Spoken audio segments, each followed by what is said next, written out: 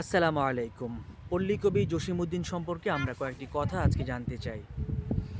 প্রথমত, আমরা যদি তাকে পল্লী কবি বলি তাহলে শুধু পল্লী অঞ্চলে তার কবিতা বিস্তৃত হওয়া বা পল্লীকে নিয়ে লেখা তার কবিতাগুলোকেই প্রকাশ করা হয় বলে তাকে একটু অবনমিত করা হয় বা শ্রদ্ধা কম করা হয় বলে আমি মনে করি। আমি মনে করি তিনি পল্লী কবি, শহুরে কবি, সবার কবি, পল্লী কবি জসিমউদ্দিন।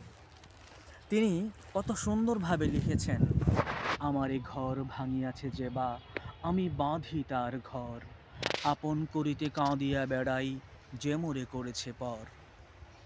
অপরদিকে লিখেছেন, নিমন্ত্রণ, তুমি যাবে ভাই, যাবে মোর সাথে আমাদের ছোট গায়ে, গাছের ছায়ায় লতায় পাতায় উদাসী বনের বায়, তুমি যাবে ভাই, যাবে মোর সাথে আমাদের ছোট গায়ে।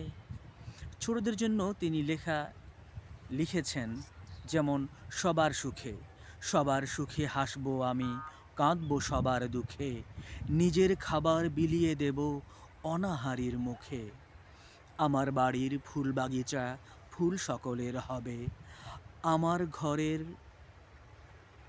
মাটির প্রদীপ আলোক দিবে সবে, আমার বাড়ি বাজবে বাঁশি সবার বাড়ির সুর, আমার বাড়ি সবার বাড়ি রইবে না কো দূর। কবর কবিতায় তিনি বলেছেন, এইখানে তোর দাদির কবর।